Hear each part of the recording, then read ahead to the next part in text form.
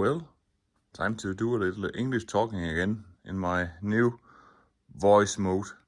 So, before the stroke, I was beginning to make this engine ready to put back in my bus. This is a 1776 engine I bought from my buddy Christian, and he had it in his bus. So now I made it a little bit better than it was in his. So now I have 40 millimeters Hpmx carburetors on it.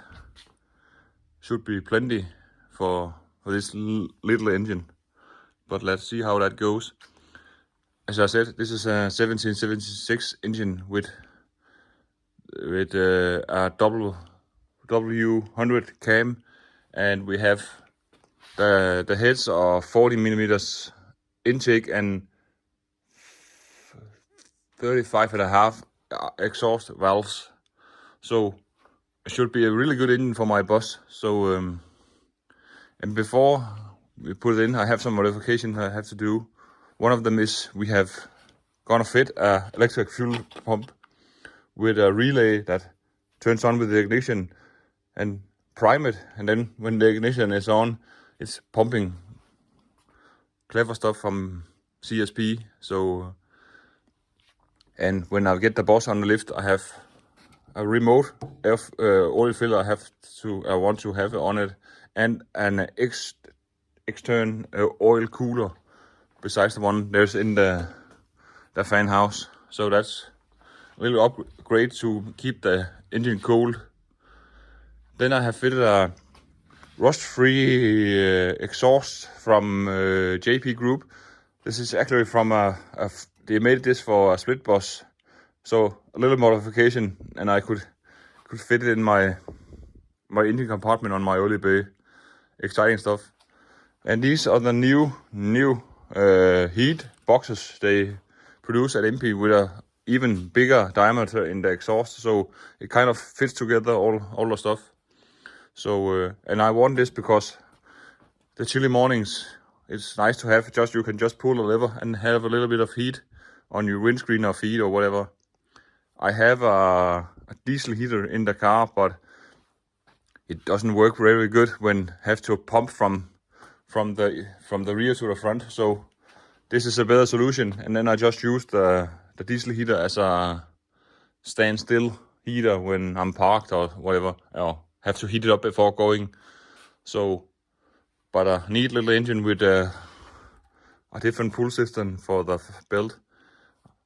I'm gonna keep my 123 Bluetooth module, but of course I have to do some modifications to it because now the advanced curve is not fitting anymore. So yeah, a little bit of trimming. To get this exhaust to fit, I had to do a lot of modifications to my what do you call that, engine support in the rear, but it's okay. I'm used to doing stuff like that. And here you can see it has full flow in a different way than normal. This is because sadly this engine is the style where you don't have the extra 3 mounting holes for the engine support, so it sadly is fitted on the oil pump. But I have 1 or 2 balls.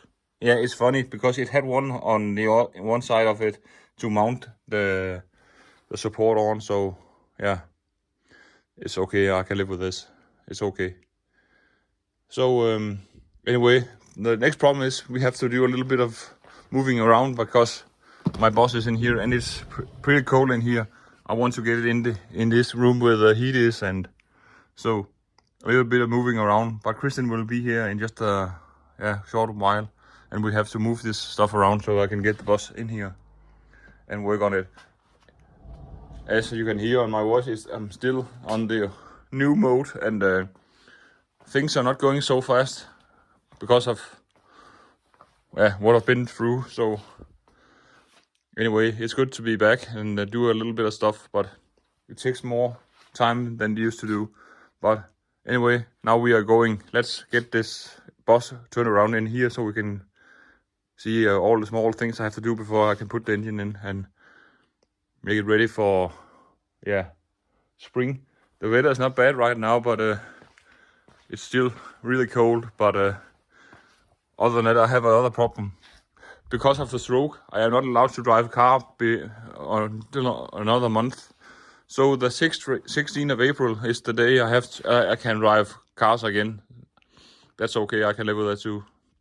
I have to get this engine fit anyway.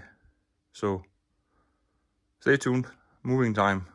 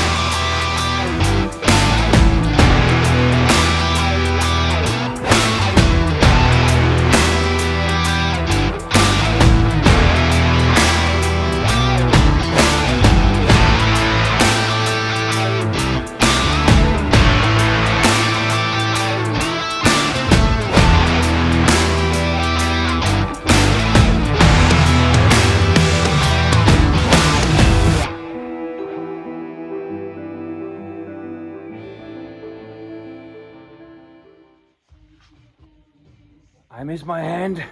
God damn it.